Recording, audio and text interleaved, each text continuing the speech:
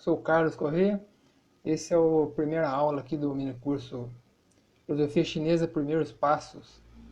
Então, vamos dizer assim que o objetivo dessa aula é a gente saber mais ou menos o que é esse, né, identificar aí o tal do preconceito filosófico que a gente tem, que se tem geralmente.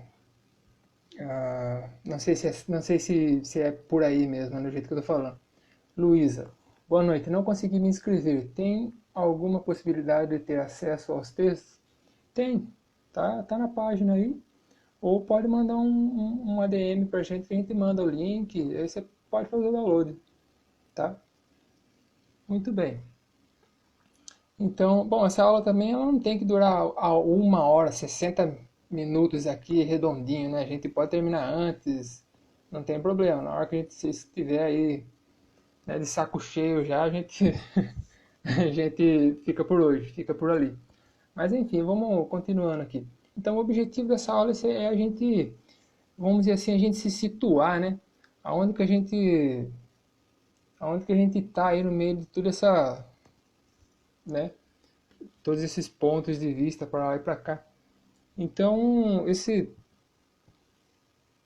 texto aí da Anne Helene, ela, vamos dizer assim, que existe um debate que ele está correndo ainda. Ele não acabou, ele tá acontecendo, tá? Que é basicamente, assim, é um exemplo, né? Ele não está acontecendo só com esses dois autores que a Anne Helene descreve um pouco para a gente no texto dela, né? Entre o François Julian e o François Billeter, ou Billeter, um sinólogo aí francês e um sinólogo suíço. Então, que, ah, que a gente, por onde dá para começar aqui? Por onde a gente pode começar a discussão aí?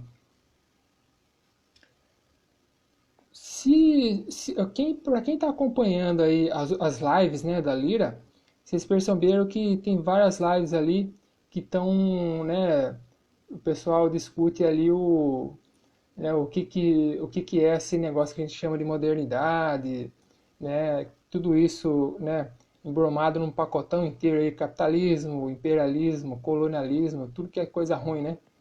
Basicamente é isso. Então, vocês já assistiram as outras aulas, então vocês já estão mais ou menos por dentro vamos dizer assim, do contextão mais assim, do geralzão. Willem Gerard diz, qual o nome e a autora do texto? Gostaria de procurar. Ana Helene. Ou se não, tá aí na página também, da Lira aqui, o último post, tá ali a referência. Tá toda a referência ali, o nome da autora, do texto e tudo mais. Pode mandar mensagem, manda um ADM que a gente dá o link, a gente bota o link e vocês fazem o download aí, gente. Tá? Muito bem. Então, esse contextão maior que a gente tá aí, né, o capitalismo e tudo mais. Tudo de ruim, vamos dizer assim. E no meio disso tudo aí, a gente tem aí os estudos sinológicos, né, a sinologia, pessoal que estuda a China. E esse pessoal que estuda a China, a gente não, eles não estão assim desconectados, eles não estão a salvo desse negócio que a gente chama de orientalismo, que está dentro desse pacotão também aí chamado capitalismo, modernidade, imperialismo, colonialismo, neocolonialismo, racismo e tudo que é coisa ruim que a gente está se deparando nos dias de hoje aí, que tá, vamos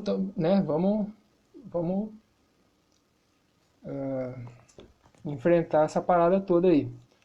A Quieca Pereira diz: então, adjetivar de bom versus ruim pouco explica a modernidade, modernização ou capitalismo. Pois é, também concordo. Esse é o começo da nossa né, da nossa provocação aqui, né? Se não é tudo de ruim, o que tem de bom? Aí eu devolvo a pergunta. O que é que tem de bom, então, na modernidade? Se você puder expor pra gente aí, a gente vai ser mais legal. Então, no meio de tudo isso daí, toda essa parte ruim da coisa aí, vamos dizer assim, se é que tem parte boa, a gente tem dentro desse pacotão aí o chamado orientalismo, que a gente já debateu, né, o pessoal já falou um pouquinho sobre isso aqui. Então, o que tem aí de... O que a gente pode falar um pouco mais aí?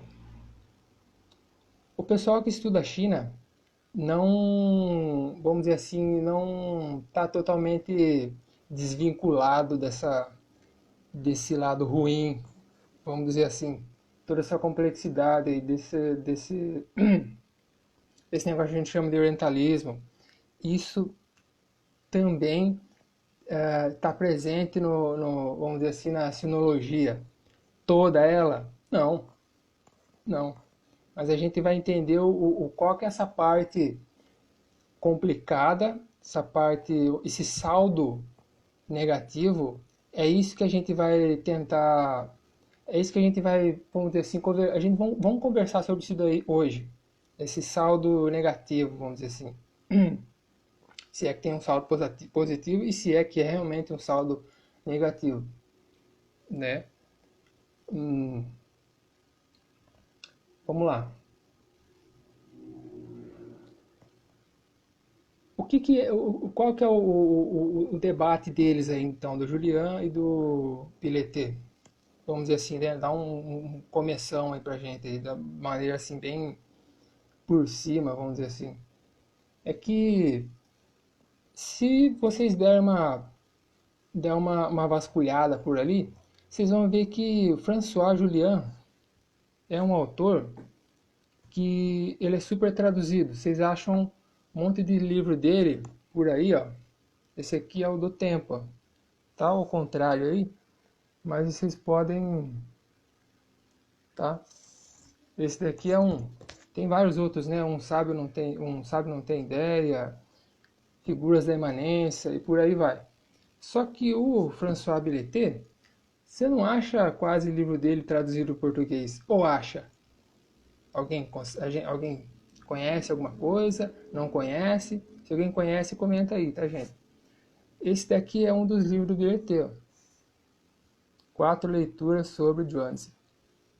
Então esse aqui é um do Billetet. Então, o que a Ana Helene tenta situar a gente aí?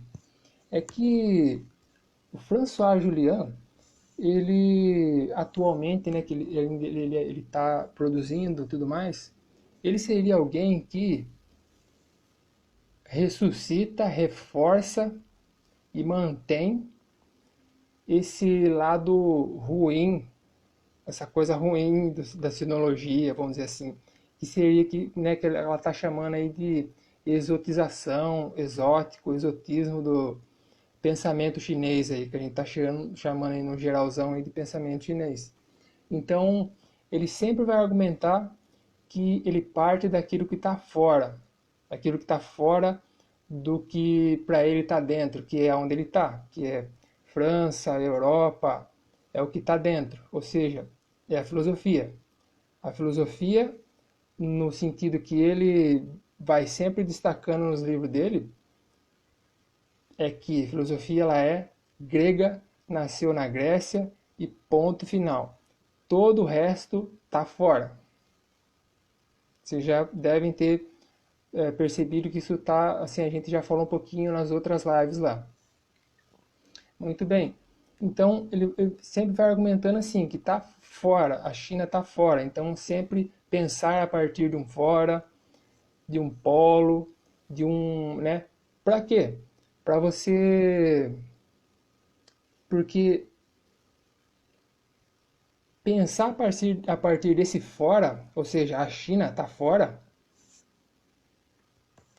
já que está fora, Então, o que a gente pode fazer com isso que está fora? A gente usa isso a nosso favor, no sentido de pensar, né, de melhorar o nosso pensamento, de pensar, como ele diz, né, pensar o impensado, pensar aquilo que a gente não pensou. Eles pensaram e a gente não pensou. E aquilo que a gente pensou, eles não pensaram. Beleza.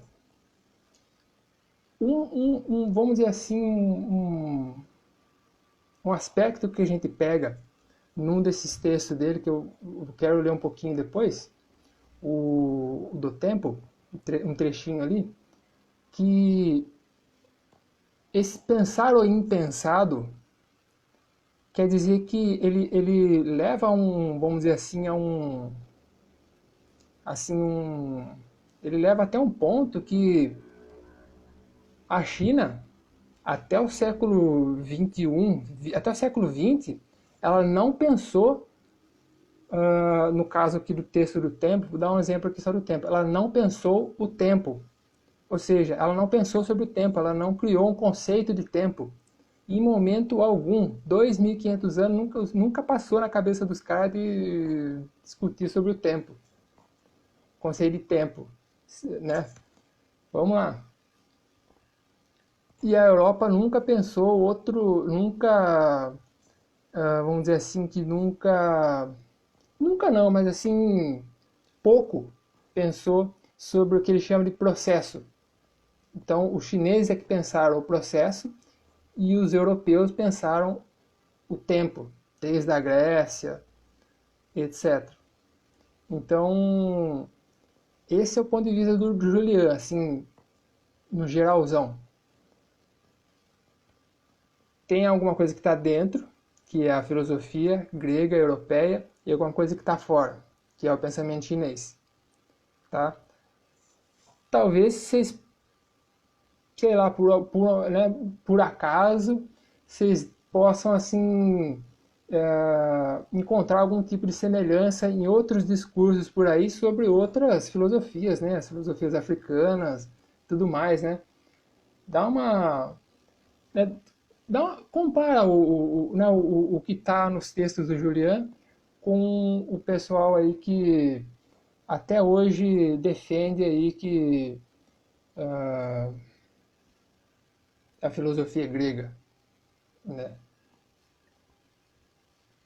Muito bem. Então, segundo o Billetê, então, agora a gente vai para o lado do Billetê. A Billetê diz o seguinte: esse ponto de vista do Julian, nesse ponto de partida, essa abordagem que ele faz, né? Segundo segundo o Billetê, eu vou chamar de Julien Billetê, tá? Segundo o Billetê, isso daí está em todas as obras do Julian, tudo, desde as obras que não está traduzido do francês, porque tem as duas primeiras obras dele, o segundo Billetê, seria as duas principais para a gente ver assim, a gente ver, assim, perceber muito bem o ponto de vista do Juliano. Então, aí nessa crítica aí o Billetê, né, vai mostrando qual que é a abordagem dele. Seria o seguinte: segundo a Anne Helene, do jeito que ela discute aí pra gente, então seria aquilo que o assim, ela no geral, ela vai assim, ela fala da exotização, do exotismo no Julian, mas ela fala da domesticação no pensamento na abordagem do Billetê. Mas o que o Billetê diz, ele fala o seguinte: da onde que eu parto para estudar o pensamento chinês? Vamos dizer assim. Aqui Carol diz: muito interessante essa diferença entre a noção de tempo e de processo. Pois é, isso daí é o ponto do Julian. Depois eu vou citar um trechinho do Julian aqui para a gente ver que essa abordagem do Julian, assim, ela parece assim, super fofinha, super legalzinha. Pô, que legal, hein? Tem que diferenciar mesmo, tudo mais. Mas mais ou menos. Vamos lá no bilheter agora. Então o bilheter ele parte de ele faz outra abordagem. A abordagem dele é o seguinte: ele vai falar nesse daqui, dá pra gente perceber ele, mas em outros livros dele e tudo mais. Aquilo que da nossa experiência comum, ou da unidade fundamental.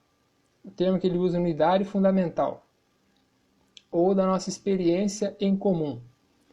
Então, então quer dizer que ele bota a China dentro agora. Ela está dentro da jogada. Entende? Temos agora a filosofia chinesa. Não temos mais pensamento chinês, como tinha no Julian. Tem pensamento chinês e filosofia no Julian. E no François Billetet, então você tem filosofia europeia, grega e filosofia chinesa. Entende? Nosso fundo comum, nossa experiência comum, nossa unidade fundamental. Então, por exemplo, ele diz que quando ele vai estudar o Zhuangzi aqui, por exemplo, que é um autor que ele estuda bastante, ou né, ele vai dando exemplos de outras abordagens que o pessoal vem fazendo. Ele resume todas em quatro abordagens.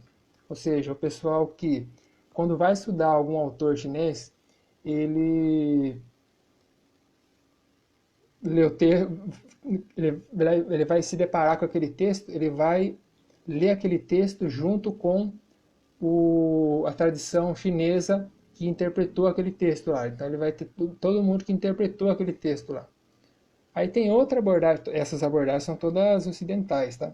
Então outra abordagem seria mais ou menos assim: você estuda o texto com a tradição chinesa, só que só a tradição chinesa antiga, só. Se for um texto antigo chinês, o pessoal vai ficar só naquelas leituras, quem interpretou aquele autor na mesma época ali, mais ou menos.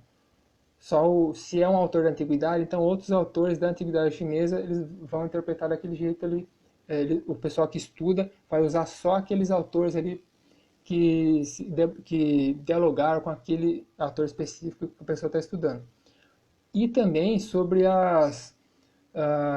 vamos dizer assim, sobre religião antiga, da China antiga também. Essa é uma abordagem que está junto também. Uma terceira abordagem seria, vamos dizer assim, pela filologia, o estudo dos textos, da autenticidade dos textos e tudo mais.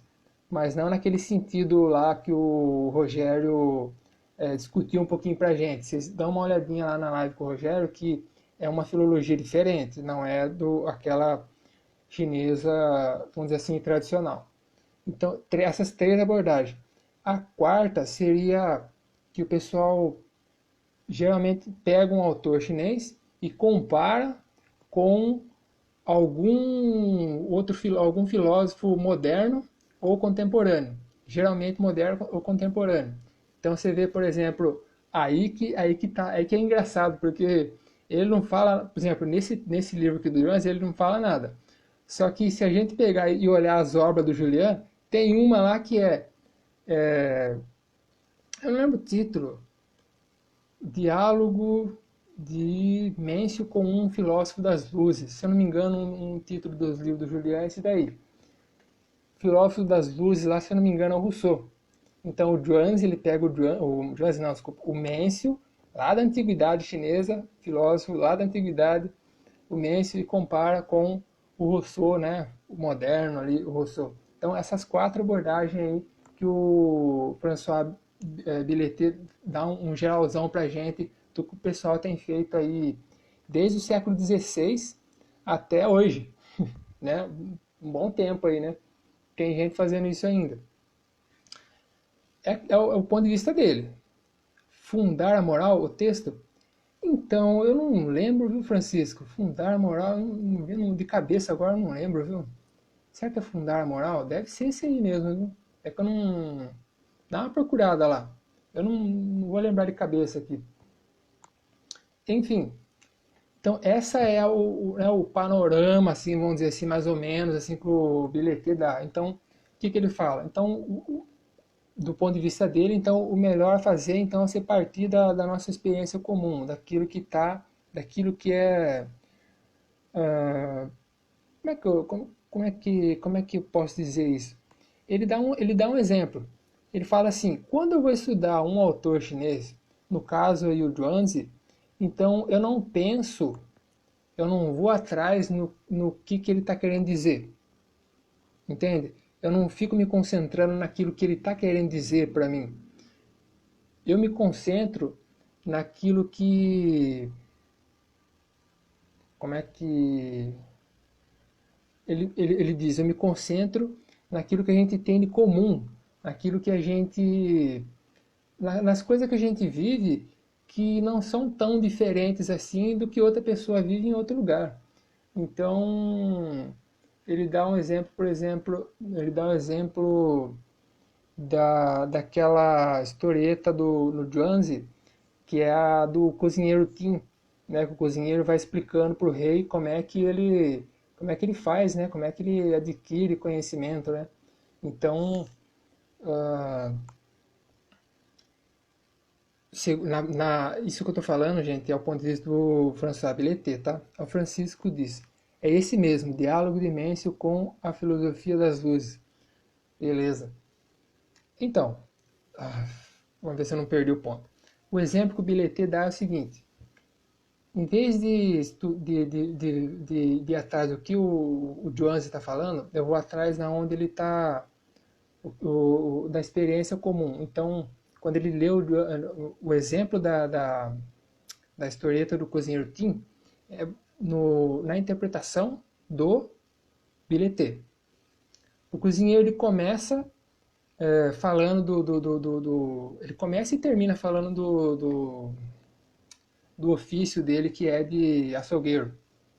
Então, no começo, assim, na interpretação do Billetet, você tem o sujeito, vamos dizer assim, que é o cozinheiro, e o objeto, que é a carne ali, o boi que ele vai trinchar. Então, tem uma distância ali, sabe? Tem a distância ali. Então, a atividade, ele usa muito esse conceito de atividade. O Billetet, ele traduz o tal, o conceito de tal, que geralmente se traduz aí por caminho ou curso, e você vai encontrar isso lá muito no Julian. O Billetet ele traduz por grande atividade. Então, atividade para ele é né, um conceito, categoria, sei lá, que ele usa bastante. Então, a atividade vai encurtar a distância entre o objeto, que é a carne, e o sujeito, que é o açougueiro. Então, quanto mais o açougueiro vai, né, com o passar dos anos, vai melhorando ali, melhorando assim, em termos modernos, né, a prática dele de trinchar a carne. Então, quanto mais ele está indo bem naquilo que ele faz, tipo, ele vai amolar a faca dele assim, ele não amola nunca, ele não precisa amolar, porque ele não vai ficar batendo ela de qualquer jeito lá, ele vai cortar na onde, né, é mais efetivo né, o serviço ali. Então ele vai encurtando a distância, chega uma hora que colou, está conectado. Então é essa conexão aí entre a carne ali que está sendo trinchada pelo açougueiro e o açougueiro, aquilo ali que é a experiência comum, a unidade fundamental que o Billetet parte. Então é nessa, sabe? Então quando você lê o Joanze para ele, então você lê assim, poxa, o cara estava passando, na época dele, ele estava passando por uma situação aqui mais ou menos que não é muito diferente do que a gente passa aqui ou ali, ou na infância, na adolescência, alguma coisa assim. É mais ou menos esse o ponto de vista dele. Assim, eu estou explicando, gente, assim, bem geral, bem, sabe? Depois que vocês vão, né, fazer a própria pesquisa de vocês aí e comparar com o que eu estou falando aqui, sabe? Tipo, confrontar com o que eu estou falando aqui e no final do curso fazer a avaliação e falar assim, ó, cara, você estava variando ali, velho. Você esqueceu disso, esqueceu daquilo, você não falou. Você poderia ter falado isso daqui, eu acho que, tá? Beleza, gente? Essa aqui é a ideia. Então, segundo então a Ana Helene, ela fala muito mais coisa, tá? Eu só tô, né, encurtando aqui, pegando assim né, o que me parece assim mais assim que a gente leva aí para as outras aulas aí. Então, a partir desse debate dos dois aí, então a Ana Helena ela vai falar, né, vamos dizer assim, como que ela vai, esse é o primeiro capítulo da tese dela, então ela vai falar como que ela vai proceder no resto do trabalho dela. Então ela diz o seguinte: eu vou partir do bilhetê, daquilo que é, resumindo, estou tentando resumir. Então ela diz, olha, para fazer a minha tradução aqui, eu vou partir do que o bilhetê está falando, vou partir daquilo que é comum. Então o conceito base meu aqui vai ser comum, né? O nosso depois do Julian, depois das críticas, que o Julian vai escrever um livro lá que é o Diálogos entre as Culturas, do universal ao multiculturalismo. A tradução para português está isso daí, se eu não me engano. Aí lá o Julian vai falar do comum, do fundo comum. Lá ele vai, sabe, se vocês pegar né, o livro Contra Julian do Bilhetê, acho que é de 2006, se eu não me engano, aí até 2008 que vai sair o livro do Julian, você já vê a diferença já. Você já vê a diferença do... O livro tá lá, eu esqueci de podia ter pegado e trazido aqui, né, mas eu peguei só esse aqui. Vocês vê a diferença daqui pro diálogo das culturas, tá? Então, aí, beleza. Ela parte do bilhetê, só que ela faz a crítica do bilhetê. Porque assim, se a gente for pelo Julian, você vai... A China tá fora, então, vamos dizer assim, você vai sempre esbarrar num caso que é assim, poxa, mas já é um país distante geograficamente. Pô, ainda vai, tipo, essa abordagem, tipo, ela vai assim, por mais que ela tenha, né, vamos dizer assim, boa intenção, alguma coisa assim, tipo, você vai partir do que está longe, do que está fora, para ir depois aos poucos chegando no comum.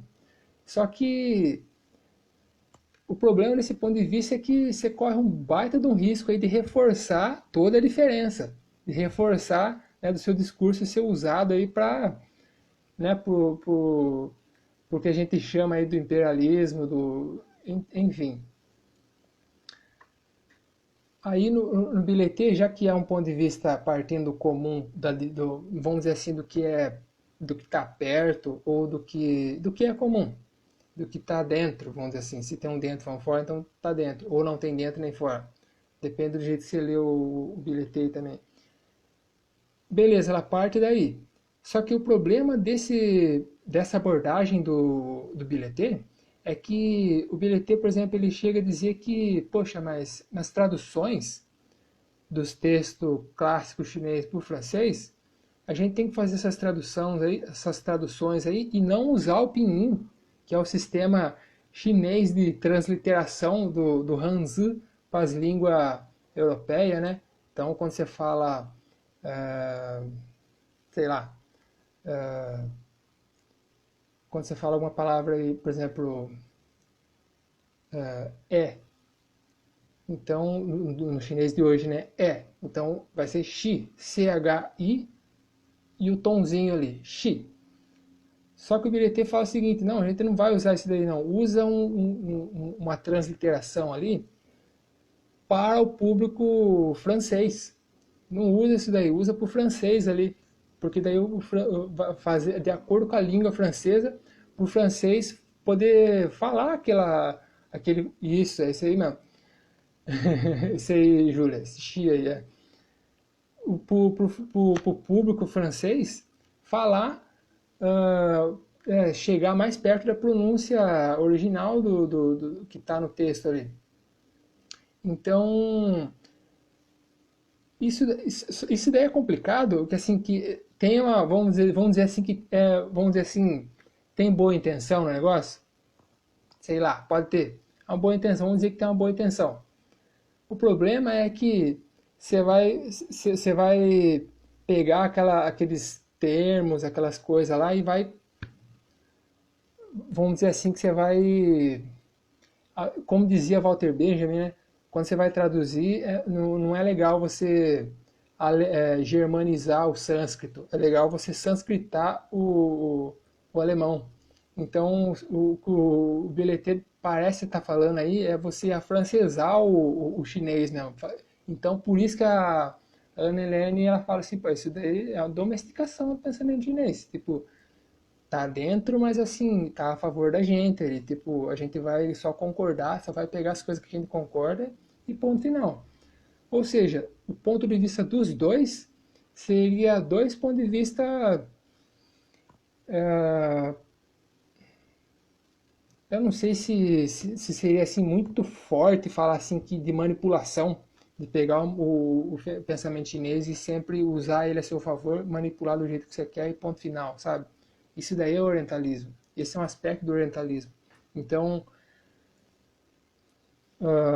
ela está chamando a atenção da gente, para gente não cair nessa mesma conversa aí que bastante sinólogo caiu aí durante muitos anos aí, né? A gente já viu outras lives, as críticas aí né, com os outros com os outros convidados aqui sobre o Joseph Needham, sobre o Marcel Granet, sobre o Leibniz, né? Esses três pontos aí são, acho que são uns pontos assim, bem marcador, né? Para a gente perceber assim, ó, o que está em jogo aí, qual que é né, o que os sinólogos estão fazendo, como é que eles estão estudando a China no meio de toda essa modernidade, né? Eu estou esperando vocês falarem o aspecto positivo da modernidade, gente. Pode mandar na lata aí que a gente discute, tá? Vocês não têm que concordar comigo, não. Então, aí, quanto tempo já? 40 minutos. Vocês acham que tá bom? A gente para por aqui. Vocês já pegaram a ideia de hoje? Né, o que eu tô querendo passar aqui hoje? De um jeito assim, bem sossegado mesmo. Tá bem. Tá? Vocês têm alguma reclamação, uma pergunta, alguma coisa? Manda na lata aí. Então, basicamente é isso. Nabi Fiore diz: na sua opinião, Ana Helena Girard rompe de fato com isso que essa crítica dela aponta? Porque eu fico pensando em qual é o modelo correto então. Júlia, pode continuar, por favor. Pois é, Nabila. Será que ela rompe com essa,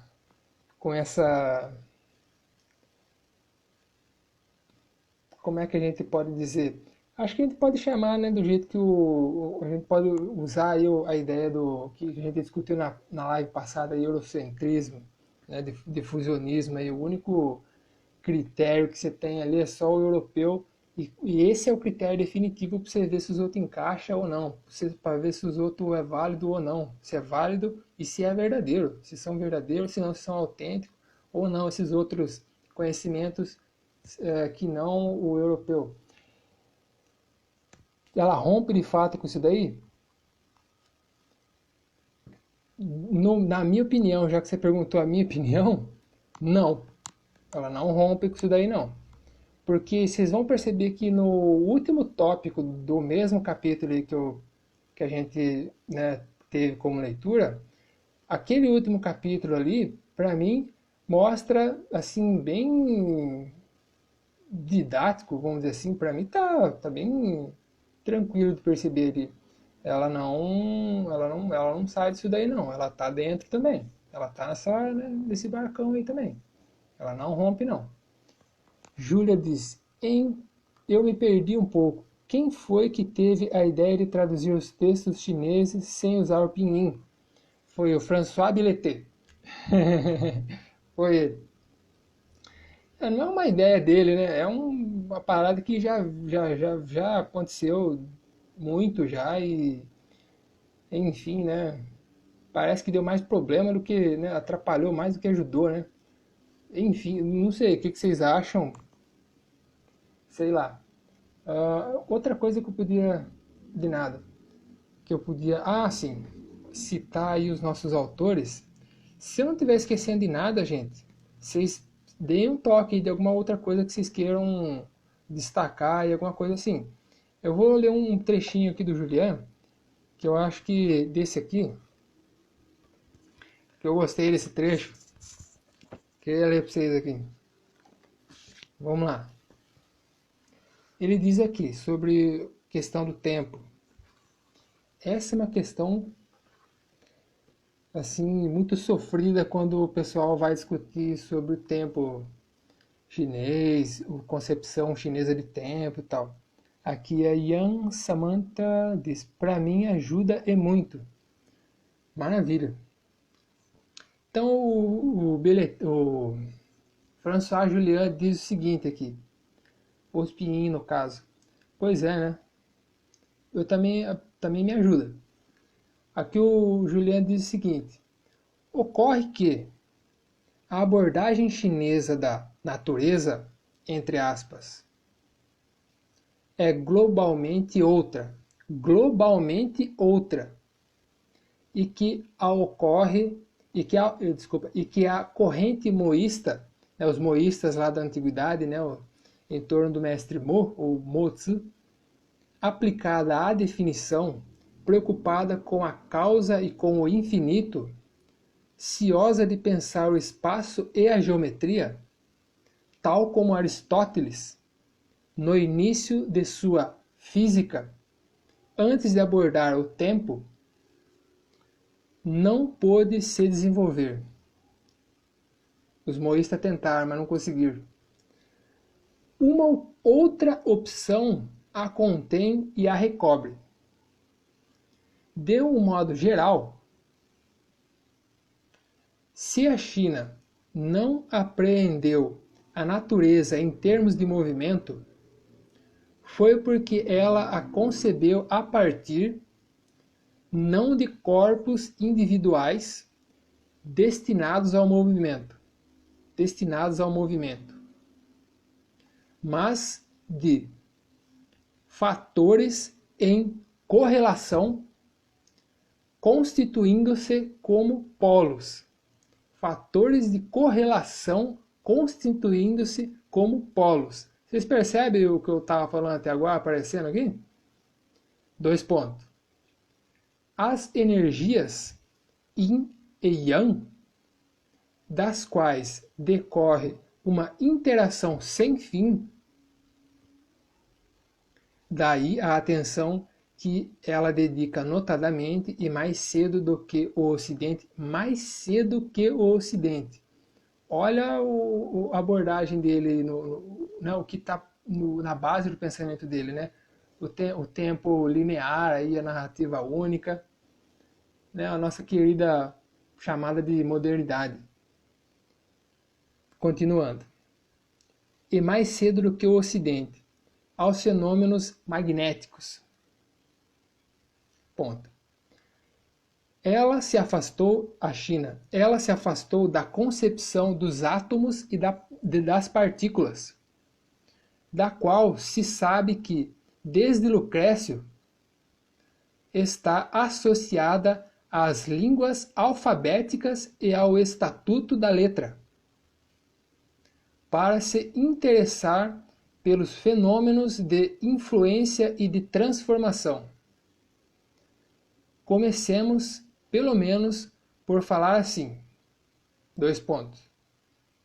O Yin se condensa enquanto o Yang se expande.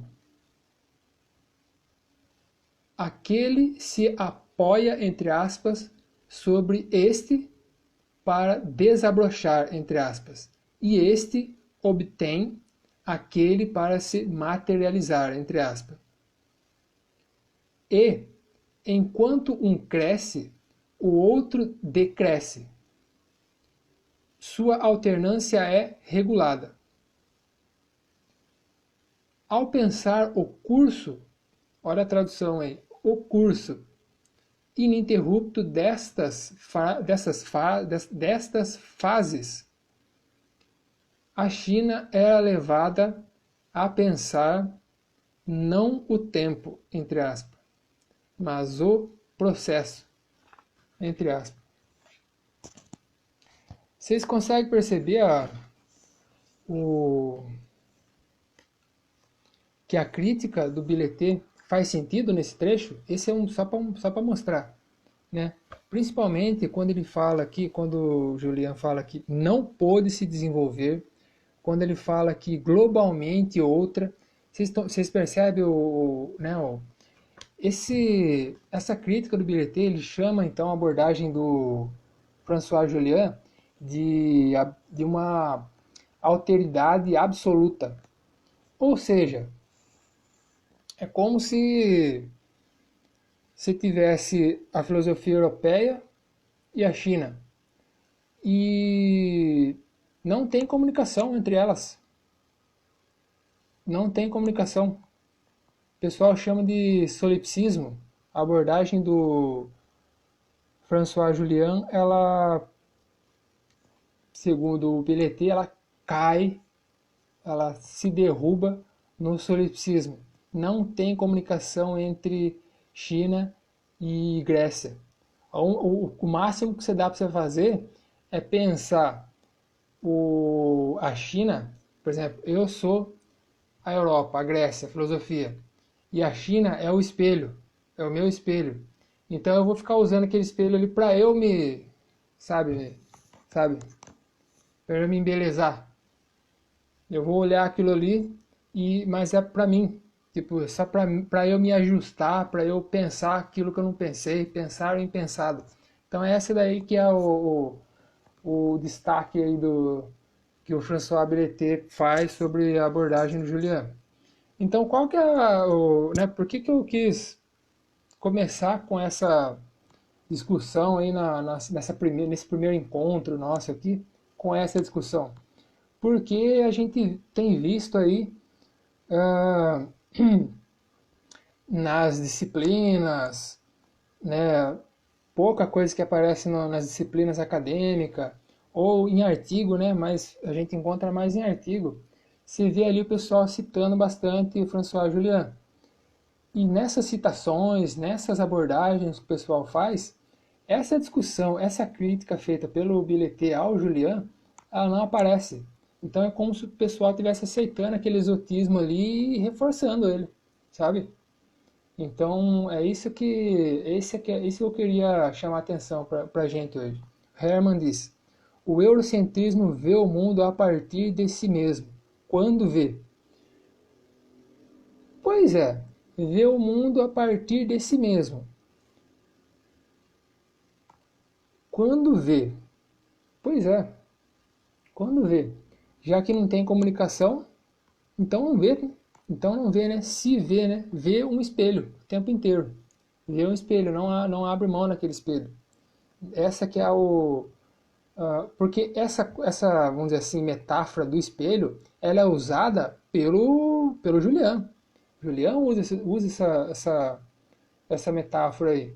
Vocês podem fazer, se vocês quiserem fazer esse exercício de pegar os artigos, publicar, os artigos traduzidos, né, escrito pelo Julian, que o pessoal traduziu, ou livro, quem tem acesso a livro, quem tem acesso aos artigos digital e baixa na internet, etc, etc. Faça esse exercício, essa que é a minha sugestão. Faça esse exercício para vocês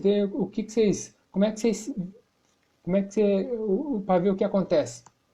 Para ver o que acontece. E tenta procurar os artigos do Billeter em português, ou mesmo em espanhol, ou em inglês, para ver se vocês vão achar mais de um ou mais de outro, sabe?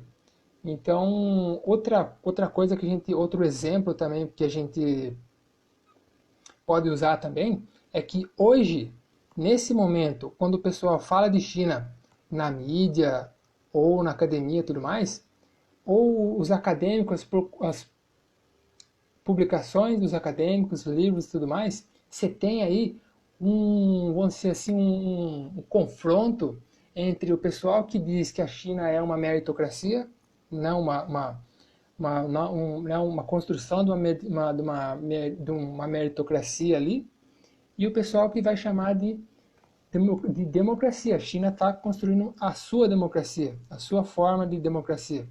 Então, sabe, tipo, pensa né, começa vamos dizer assim, acompanhar, para quem acompanha essas abordagens, ou tenta fazer esse exercício aí de perceber o que tá no fundo dessas abordagens aí.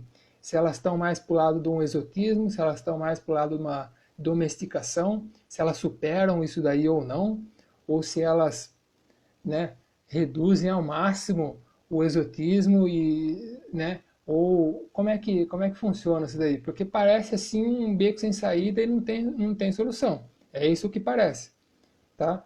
Mas tem solução sim. A gente vai ver que tem solução sim. E a próxima aula a gente vai ler um pouquinho Fanholan, né? Fanholan, um destacado aí, considerado, né, o principal historiador da filosofia chinesa, tá? Ele é considerado aí, tô falando, não é eu que considero não, tá? Ele é considerado aí por estudiosos europeus, estadunidenses e por chineses também, até um bom tempo aí, sempre fora da China, né? Pessoal de Hong Kong e tudo mais. Mas hoje dentro da China parece que ele está sendo, vamos dizer assim, o pessoal está começando a ler de novo o Fanholan. Então a gente vai ver com o Fanholan que o negócio não é tão simples assim, não é uma simples questão de domesticação do pensamento chinês ou de exotização do pensamento chinês. O negócio é mais complexo, o negócio vai muito mais longe e é isso. Vocês têm alguma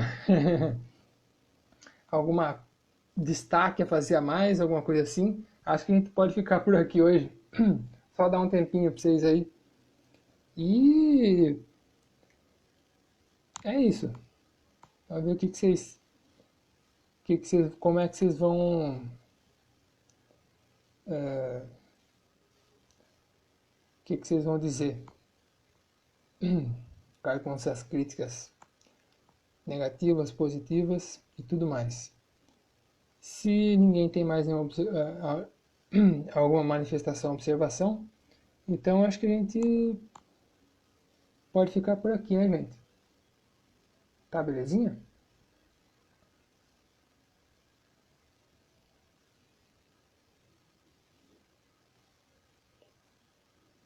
Muito bem.